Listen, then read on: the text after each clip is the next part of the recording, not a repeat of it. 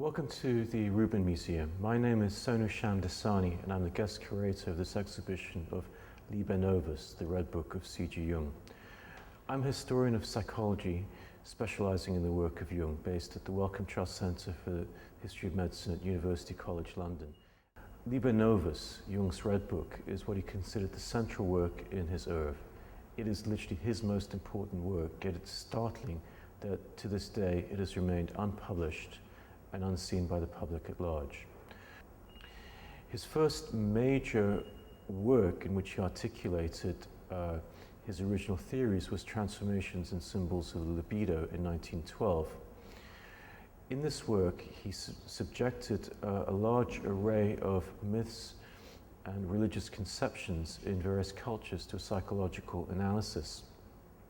He argued that the fantasies of current individuals, fantasies and delusions of neurotics and psychotics, depicted the existence of a symbol-making function that was general to mankind.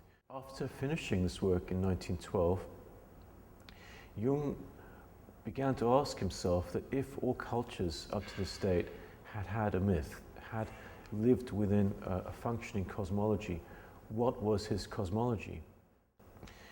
In the autumn of 1913, he was on a train from Zurich to Schaffhausen, and on this journey he was overcome by a waking vision of worldwide catastrophe. He saw the surrounding landscapes being submerged under a river of blood with rubble and dead bodies floating, and he was completely transfixed by this vision. A few weeks later, he embarked on the same train journey and the vision was repeated. This time he heard a voice saying, "Look clearly, all this would become real." Now he initially wondered if that was simply a prospective indication of what was happening to him, i.e., does this indicate that he would simply lose his mind? To this end, he engaged in this act of self-investigation. The main means in which he did this was to provoke a series of waking fantasies within himself and enter into the landscapes depicted and enter into dialogue with the characters which emerged. He would do this in the evenings and weekends, meanwhile keeping up a successful analytic practice and professional career and his family obligations. He carried on provoking these fantasies and writing down the dialogues which ensued. He would later call this the process of active imagination, and indeed it would form one of the hallmarks of a psychotherapeutic technique, as he would encourage his patients to do likewise. So he then began to write a work in which he took the main fantasies, about 30 to 35 of them, and retranscribed them and subjected them to a lyrical elaboration and commentary in which he tried to divine from them general principles of psychological functioning and also some indication of what was good to take place within the world in a symbolic manner. This forms the first manuscript of what he would later call Liber Novus, or the Red Book, and it consists in about 1,000 handwritten pages. After he wrote this text, he had it typed and sent it to some colleagues for their views and began to edit the text.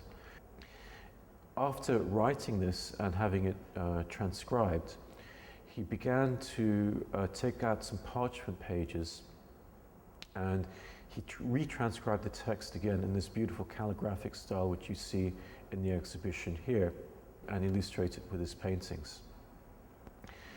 At the same time, he began to encourage similar forms of self-investigation within his patients. Jung carried working on this text for 16 years, clearly intending initially to publish it, but unclear as to whether he should do so, fearful of his scientific and medical reputation. He carried on engaged in this activity until 1928, when he received the text of The Secret of the Golden Flower from the sinologist Richard Wilhelm, whom he'd met several years earlier. Jung was struck by the correspondence between some of the imagery in this old Taoist alchemical texts that Wilhelm had sent him and his own imagery, such as the mandala of the Yellow Castle in which he was painting at the same time. So at this point he resolved that instead of publishing his own material, instead of publishing Liber Novus or detailed studies of his cases, he would in fact engage in the comparative study of the process of individuation in other cultures, to try to define typical features which could be shown to have taken place at times far distant from his own. And this process was to engage him for the rest of his life. Jung continued to write texts written for the general scientific and medical public, in which he attempted to distill some of the main typical features which he could discover in his study of his fantasies, and to try to translate this into a general language which would be understandable by people today. It was through this act of translation, through working over the material, that Jung came up with many of his main theories that he's subsequently become famous for. Now, Jung clearly intended to publish this work but left it to one side, but it forms the key to his whole oeuvre, for without studying this work, one is simply not in any position to understand how his work came about, its historical genesis. It provides the missing key, because one can then grasp what actually took place in Jung's process of individuation, how he began to generalize it, and how on the basis of his own experience he attempted to understand the myths, rituals of other cultures, and out of this form a general psychology.